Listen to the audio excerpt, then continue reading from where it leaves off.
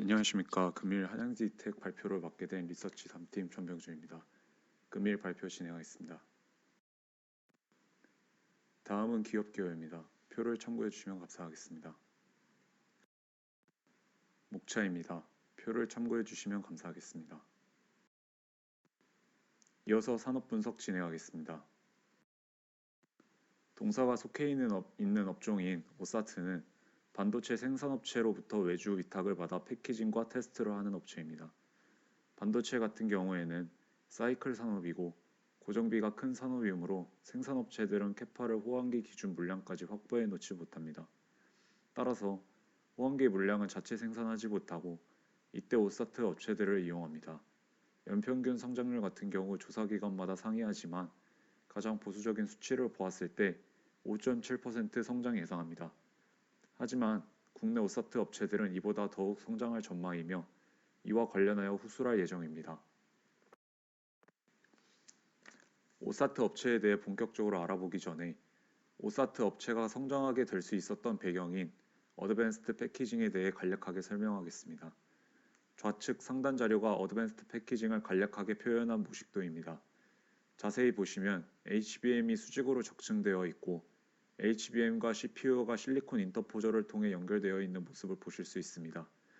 이때 HBM의 3D 구조와 실리콘 인터포저를 이용한 HBM과 CPU의 연결 구조인 2D가 합쳐져 2.5D 패키징이라고 불리고 이를 흔히 어드밴스드 패키징이라고 합니다.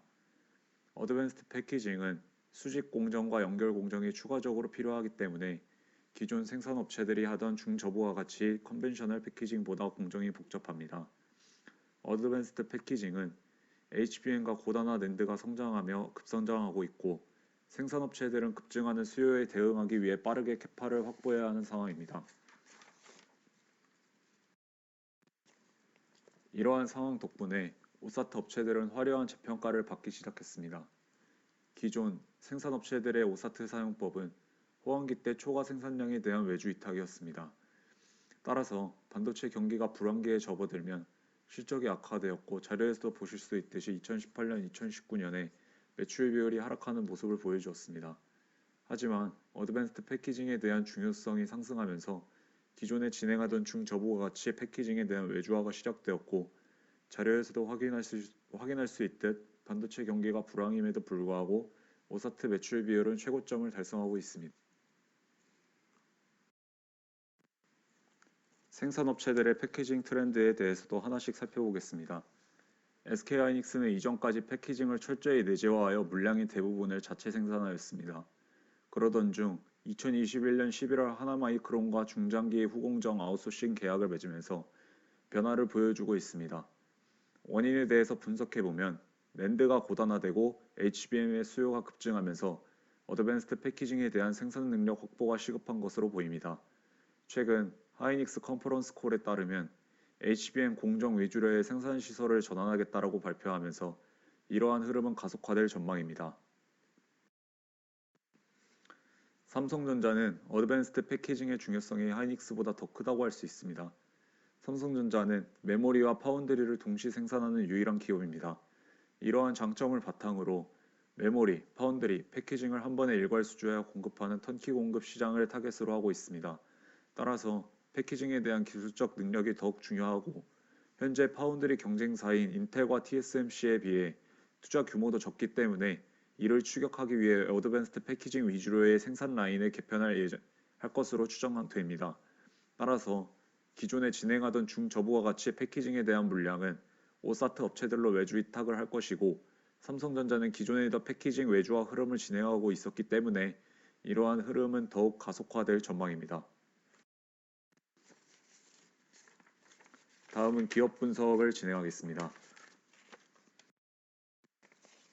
하양디지텍은 삼성전자의 파트너 오사트 업체로 후공정 중에서 SMT 공정을 담당하고 있습니다. 주로 서버형 메모리 모듈을 생산하고 있으며 신사업으로 서버형 SSD 모듈을 신규 생산하고 있습니다.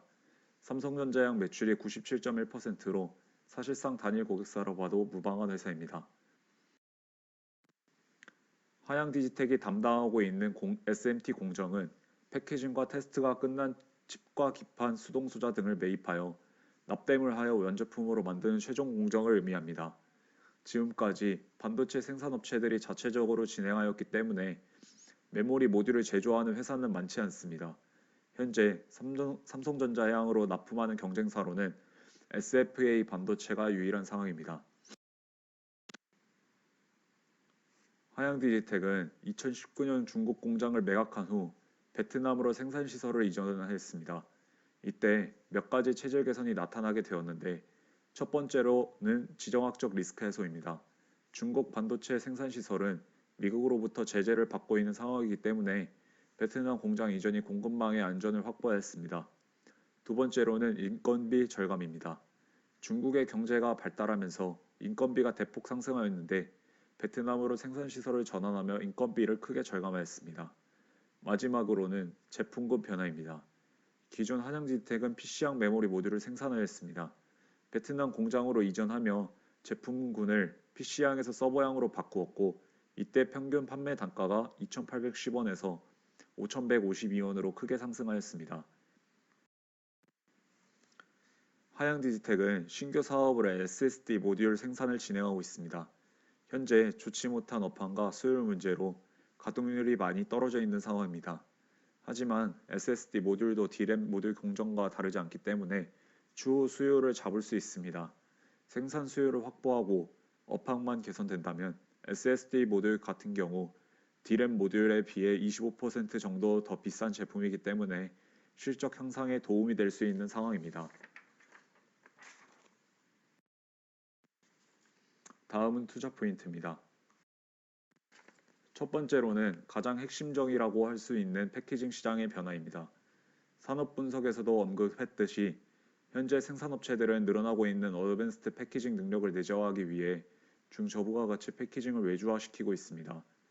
자료를 보시면 현재 오사트 업체의 매출 비율은 최고점을 달리고 있으며 23년 2월 삼성전자 이재용 회장이 천안 캠퍼스에 방문하여 어드밴스드 패키징 전담팀을 신설하라고 지시하는 등 이러한 외주화의 흐름은 지속 전망될 예정입니다.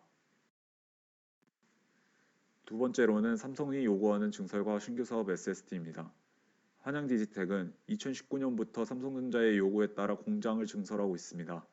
현재 약 4년간 900억을 캐파에 투자하여 증설을 지속하고 있으며 현재도 상반기 167억을 투자하여 증설을 진행하고 있습니다. 현재 가동률 70%의 매출액이 약 4천억 정도 잡히는 것을 보았을 때 프로캐파 6천억 원을 산정할 수 있으며 내년에 3공장이 완공된다면 현 매출의 2배인 연캐파 8천억까지 확보할 수 있습니다. 공장 증설권에 대한 것은 삼성전자와 비공식적 협력에 의해 확정된 것이기 때문에 캐파만큼의 물량은 업황이 돌아선다면 확보할 수 있을 전망입니다. 세 번째로는 경쟁사의 오더컷입니다. 유일한 경쟁사였던 SFA 반도체가 매각 이슈와 비메모리 사업 진출에 따라 삼성전자는 안정적인 공급망을 확보하기 위해 한양디지텍으로 물량을 전환하였습니다. 자료에서도 확인하실 수 있듯이 큰 폭으로 차이나던 매출이 20년 4분기부터 역전하기 시작하였고 현재까지 한양디지텍의 매출이 앞서고 있습니다. 메모리 모듈을 대규모로 생산할 수 있는 업체로 한양디지텍과 SFA 반도체가 유일했기 때문에 SFA 반도체의 오더컷으로 인해 한양디지텍의 경쟁 강도는 낮아졌고 투자 포인트 2번에서도 말씀드렸듯 삼성전자가 증설을 할 수 있도록 한양디지텍을 서포트하는 상황이기 때문에 앞으로 한양디지텍을 메인으로 쭉 밀고 갈 수 있는 상황입니다. 네 번째로는 DDR5로의 전환입니다. 왼쪽 자료에서 볼 수 있듯이 DDR5에는 DDR4 대비 더 많은 부품이 실장됩니다. 실장되는 부품의 수 증가는 SMT 공정의 증가를 의미하고 이는 평균 판매 단가 상승을 의미합니다. 실제로 DDR3에서 DDR4로 전환 시 평균 판매 단가가 15% 상승하였고 DDR5는 공정상 더 복잡하기 때문에 15% 이상 평균 판매 단가가 오를 수 있는 상황입니다. 간략하게 투자 포인트를 정리해 보겠습니다. 첫 번째, 패키징 외주화에 대한 수요 증가를 통해 Q의 증가를 확보할 수 있습니다. 두 번째, 증설과 신규 사업을 통해 캐파 확장을 할 수 있습니다. 세 번째, 경쟁사 오더컷을 통해 경쟁 강도 완화를 할 수 있습니다. 네 번째, DDR5로의 전환을 통해 피해 증가로 확보할 수 있습니다. 다음으로 리스크에 대해 설명하겠습니다. 첫 번째 리스크는 단일 고객사와 단순한 공정입니다. SMT 공정 같은 경우 단순 납땜하는 공정이기 때문에 기술적 난이도가 낮습니다. 이에 더해 한양디지텍 같은 경우 삼성전자로의 단일 고객사이므로 판가 하락 우려가 존재합니다. 하지만 SMT 공정은 대규모 생산시설과 낮은 원가가 사업적 혜자로 존재합니다. 현재 생산업체들이 내재화하여 주로 생산하고 있기 때문에 한양디지텍과 같은 대형 제조사가 많지 않습니다. 따라서 1, 2년 내로 다가올 이번 사이클에서는 판가 하락이 깊지 않을 것으로 예상됩니다. 두 번째 리스크는 증여 이슈입니다. 현재 이세로의 증여가 진행 중에 있습니다. 부모의 자녀 지분이 35.24%이기 때문에 이는 주가 상승에 걸림돌이 될 수 있습니다.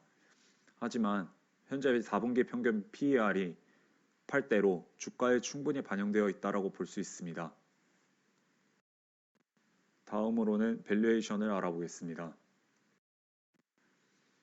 매출 추정표입니다. 표를 참고해 주시면 감사하겠습니다. 23년 매출액은 베트남 푸토 지방의 수출액을 참고했습니다. 푸토 지방의 수출액의 약 절반이 한양디지텍 매출로 잡히기 때문에 이를 참고하였고 23년 1분기와 2분기 매출액이 각각 1,095억, 1,091억이 나오게 되었고 푸토 지방 수출액이 3분기 수출액이 2분기와 비슷했기 때문에 한양디지텍의 3분기 매출은 1, 2분기의 평균인 1,093억으로 산정하였습니다. 4분기 매출 같은 경우에는 삼성전자가 3분기 감산 규모를 15% 확대한다라는 기사가 존재했기 때문에 15% 절감한 929억으로 산정하였습니다. 따라서 23년 매출액은 4,208억으로 산정하였습니다. 24년 매출액은 기판 쪽에서 영향력을 가지고 있는 이비넨의 전망을 참고하였습니다. 이비넨의 전망에 따르면 서버 기판이 22년과 비슷하였고 23년 같은 경우에는 AI 서버 위주 투자가 된 점을 고려하여 24년에 일반 서버 프리미엄 5%를 부여했습니다. 여기에 22년 같은 경우에는 SSD 매출이 존재하지 않았기 때문에 SSD 매출을 추가적으로 붙여주어 24년 매출액은 5,560억으로 산정하였습니다. 23년 예상 밸류에이션입니다. 매출 원가에서는 23년 상반기의 원가율 92.72%와 4분기의 환율 급락으로 인한 판가 하락, 그리고 원가율 상승 등을 고려하여 3,941억을 산정하였습니다. 판관비 같은 경우에는 23년에 공장 증설권이 없기 때문에 대규모 인력 충원이 없고 판관비 같은 경우에는 구성요소가 급여, 세금, 지급 수수료와 같은 변동성이 적은 비용이었기 때문에 22년 상반기와 같은 85억에 곱하기 2를 해주어 166억을 산정하였습니다. 영업외 손익 같은 경우에는 환율 안정을 고려하여 7억의 이익을 볼 것이라고 산정하였고 법인세 같은 경우에는 과세 표준을 적용하여 19억을 하여 당기순이익 74억을 제한합니다.